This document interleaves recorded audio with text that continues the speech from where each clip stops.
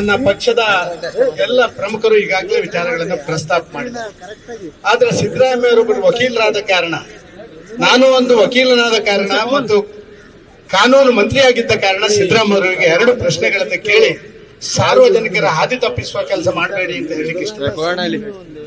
ಒಂದು ವೇಳೆ ಒಂದು ಸಂವಿಧಾನ ಹುದ್ದೆಯನ್ನು ಅಲಂಕರಿಸಿದಂತ ರಾಜ್ಯಪಾಲರು ಅವರಿಗೆ ಅಧಿಕೃತ ದಾಖಲೆಗಳು ಸಿಕ್ಕಿದ್ರೆ ಅವರು ಮತ್ತೆ ಯಾರಿಗೂ ನೋಟಿಸ್ ಕೊಡುವಂತ ಅವಶ್ಯಕತೆ ಇಲ್ಲ.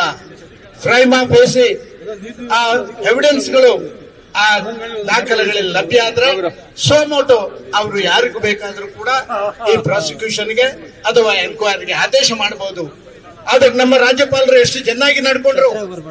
ಯಾರು ಕಂಪ್ಲೇಂಟ್ ಕೊಟ್ರ ಕಂಪ್ಲೇಂಟ್ ಸಿಕ್ಕಿದ ತಕ್ಷಣ ಯಾರು ಆರೋಪಿ ಅಂತ ಅದರಲ್ಲಿ ನಮೂದಿಸಿದಂತ ಮುಖ್ಯಮಂತ್ರಿ ಸಿದ್ದರಾಮಯ್ಯನವರಿಗೆ ಅವಕಾಶಗಳನ್ನು ಕೊಟ್ಟರು. ಸಿದ್ದರಾಮಯ್ಯರ ಆ ಅವಕಾಶವನ್ನು ಎಷ್ಟು ದೊಡ್ಡ ಮಟ್ಟಿಗೆ ದುರುಪಯೋಗ ಮಾಡಿದ್ರು ಅಂತ ಹೇಳಿದ್ರೆ, ಸಿದ್ದರಾಮಯ್ಯರು ಕೊಡಬೇಕಾದಂತ ಉತ್ತರ ಅವರು ಕೊಡ್ಲಿಲ್ಲ. ಅವರ ನಿರಪರಾಧಿ ಅಂತ ಸಾಬೀತುಪಡಿಸಬೇಕಾದಂತ ಅಂಶಗಳನ್ನ ಅವರು ಪ್ರಸ್ತಾಪ ಮಾಡಿಲ್ಲ. 2011ರಲ್ಲಿ 2020ರಲ್ಲಿ ಮಾನ್ಯ ಸಿದ್ದರಾಮಯ್ಯನವರು ಯಾವ ಮಾತನ್ನು ಆಡಿದ್ರಿ ಅದನ್ನ ಪಾಲಿಸಿ.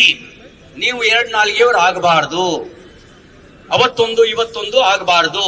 ಹಾಗಾಗಬಾರದು ಅಂತಿದ್ರೆ ನೀವೇ ಹೇಳಿದ ಮಾತು, ಅಧಿಕಾರದಲ್ಲಿ ನೀವಿರೋದ್ರಿಂದ ತನಿಖೆ ಫೇರ್ ಅಂಡ್ ಇಂಪಾರ್ಷಿಯಲ್ ಆಗೋದಕ್ಕೆ ಸಾಧ್ಯ ಇಲ್ಲ.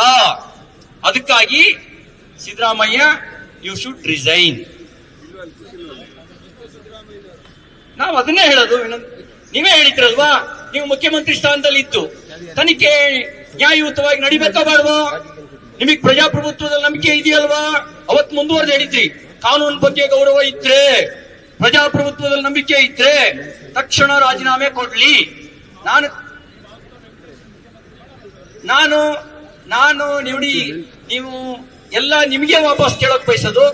ನೀವು ಅವತ್ತು ಹೇಳಿದ್ರಿ ಕಾನೂನು ಮೇಲೆ ಗೌರವ ಇದ್ರೆ, ಪ್ರಜಾಪ್ರಭುತ್ವದಲ್ಲಿ ನಂಬಿಕೆ ಇದ್ರೆ ರಾಜೀನಾಮೆ ಕೊಡ್ಲಿ ಅಂತ ಕೇಳಿದ್ರಿ. ಇವತ್ತು ನಾನು ನಿಮಗೆ ಮತ್ತೆ ಆ ಮಾತು ನೆನಪು ಮಾಡ್ಲಿಕ್ಕೆ ಬಯಸ್ತೇನೆ. ನಿಮಗೆ ಸಂವಿಧಾನದ ಮೇಲೆ ನಂಬಿಕೆ ಇದ್ರೆ, ನಿಮಗೆ ಕಾನೂನಿನ ಬಗ್ಗೆ ಗೌರವ ಇದ್ರೆ, ಪ್ರಜಾಪ್ರಭುತ್ವದ ಮೇಲೆ ವಿಶ್ವಾಸ ಇದ್ರೆ ನೀವು ರಾಜೀನಾಮೆ ಕೊಡಿ. ನೀವು ಯಾರನ್ನು ಮುಖ್ಯಮಂತ್ರಿ ಮಾಡ್ಕೊಳ್ತೀರೋ ನಮಗೆ ಸಂಬಂಧ ಇಲ್ಲ. ನಾವೇನ್ ನಿಮ್ ಕಾಂಗ್ರೆಸ್ಸಿಗೆ ಅಧಿಕಾರ ಕಿತ್ಕೊಂಡಿಲ್ಲ, ಕಿತ್ಕೊಳ್ಳಕ್ ಸಾಧ್ಯನೂ ಇಲ್ಲ. ನಿಮ್ಗೆ ಅಗಾಧವಾದ ಬಹುಮತ ಇದೆ.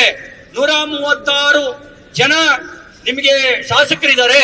ನೀವು ಯಾರನ್ನ ಬೇಕಾದ್ರೆ ಕೈಗೊಂಬೆ ಮಾಡ್ಕೊಂಡು ಮುಖ್ಯಮಂತ್ರಿ ಮಾಡಿ ಕೂಡಿಸ್ಕೊಳ್ಳಿ, ನಮಗ್ ಸಂಬಂಧ ಇಲ್ಲ.